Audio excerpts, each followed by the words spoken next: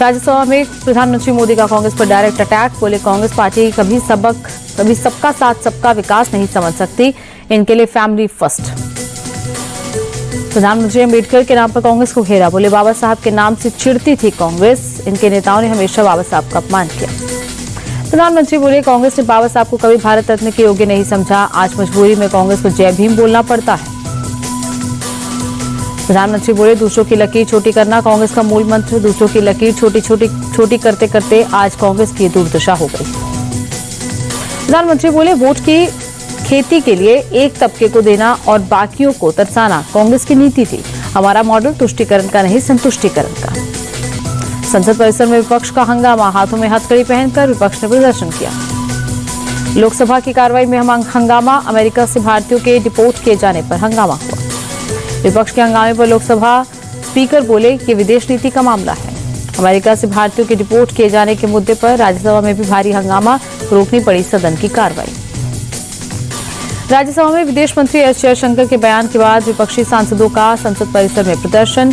CPI सांसद बोले अमेरिकी प्रवक्ता की तरह बात कर रहे थे विदेश मंत्री। प्रियंका गांधी का तंज, कहा मोदी जी और ट्रंप तो दोस्त हैं, फिर मोदी जी ने ऐसा क्यों होने दिया। भारतीयों की रिपोर्ट को लेकर कांग्रेस सांसद मनीष तिवारी बोले उनके साथ हो रहे अमानवीय व्यवहार से दुखी हूं। अमेरिका से भारतीयों को डिपोर्ट पर बोले अखिलेश यादव, विश्व गुरु बनने का रास्ता भी ऐसा होगा कि भारतीयों को हथकड़ी लगाकर भारत भेजा जाएगा। अमेरिका से लौटे अप्रवासियों पर बोले असदुद्दीन ओवैसी, अमेरिका में भारत के 6,75,000 लोग बिना दस्तावेज के, सरकार बताए उनके लिए क्या करेगी। अमेरिका से भारतीयों को डिपोर्ट किए जाने पर बोले कांग्रेस सांसद शशि थरूर, हथकड़ी पहनाकर वापस भेजना अमानवीय। हरियाणा सरकार के मंत्री अनिल विज बोले ट्रंप ने कोई गलती नहीं की, हमें अमेरिका से सीख लेकर गैर कानूनी तरीके से रह रहे लोगों को उनके देश भेजना चाहिए। अमेरिका से अब तक 104 भारतीय डिपोर्ट, इसमें 15 पुरुष, 18 महिलाएं और 8 बच्चे। सपा प्रमुख अखिलेश यादव की आपत्तिजनक हरकत, लोकसभा स्पीकर को चुनाव आयोग के लिए कफन सौंपा। बीजेपी सांसद संबित पात्रा का अखिलेश यादव पर हमला, बोले आज तक भारत की संसदीय कार्यप्रणाली में ऐसा कुकृत्य कभी नहीं हुआ था, ये लोकतंत्र की हत्या है। अखिलेश यादव पर केंद्रीय मंत्री एसपी सिंह बघेल का पलटवार, बोले चुनाव आयोग एक स्वायत्त, स्वतंत्र और निष्पक्ष संस्था है। अखिलेश के बयान पर डिप्टी सीएम केशव प्रसाद मौर्य का बड़ा अटैक, कहा हार सामने देख अखिलेश बौखला गए, चुनाव आयोग पर आरोप लगाने से नैया पार नहीं लगेगी। केशव मौर्य का राहुल गांधी पर भी हमला, बोले लोकसभा में सीटें बढ़ी लेकिन अखिलेश यादव और राहुल गांधी की अपरिपक्वता जस की तस। दिल्ली चुनाव के परिणाम से पहले बीजेपी की बड़ी बैठक, चुनाव प्रबंधन समिति की बैठक में चर्चा। परिणामों से पहले संदीप दीक्षित का बड़ा बयान, कहा केजरीवाल की सरकार फिर से बन सकती है, फ्री बिजली, पानी और पैसे में लोगों की दिलचस्पी थी। एग्जिट पोल को लेकर इंडिया टीवी से बोले संदीप दीक्षित, एग्जिट पोल पर भरोसा नहीं किया जा सकता, 8 फरवरी का इंतजार करना चाहिए। मनीष सिसोदिया की सीट को लेकर के सर्वे का बड़ा दावा, जंगपुरा सीट से हार सकते हैं सिसोदिया की सीट पर कांटे की टक्कर। दिल्ली बीजेपी अध्यक्ष वीरेंद्र सचदेवा एग्जिट पोल नतीजों से खुश, बोले दिल्ली में आपदा जा रही है, भाजपा आ रही है। दिल्ली के एग्जिट पोल से बीजेपी का जोश हाई, बीजेपी नेता प्रवेश वर्मा बोले 8 तारीख को दिल्ली में कमल खिलेगा, बदलाव के लिए हुआ इतना भारी मतदान।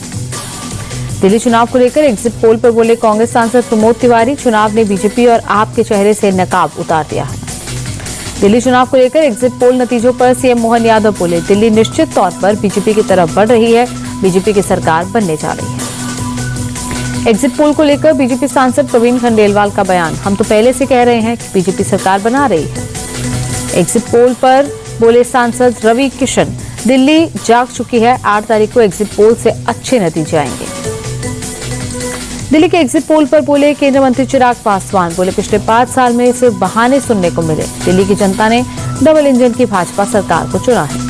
एग्जिट पोल पर आप सांसद संजय सिंह ने उठाए सवाल, बोले 8 फरवरी को आप प्रचंड बहुमत से सरकार बनाएगी, पिछले सभी एग्जिट पोल गलत साबित हुए।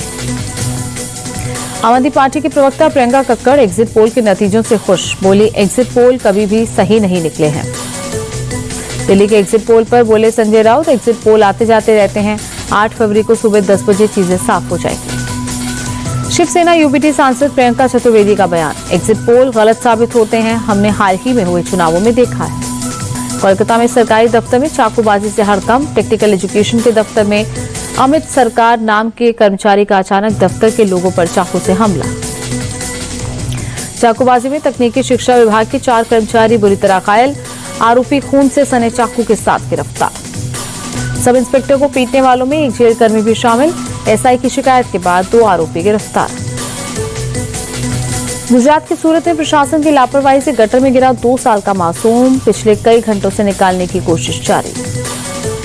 राष्ट्रीय खेलों का निरीक्षण करने रुद्रपुर पहुंचे मुख्यमंत्री पुष्कर सिंह धामी, नई बनी शॉटगन शूटिंग रेंज में निशानेबाजी में हाथ आजमाया। गिरावट के साथ बंद हुआ शेयर बाजार, सेंसेक्स 213 और निफ्टी 92 पॉइंट्स लुढ़का।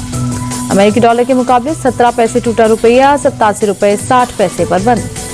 सोने का दाम लगातार चौथे दिन ऑल टाइम हाई, 15 रुपए बढ़कर 84,672 रुपए प्रति 10 ग्राम हुआ सोना।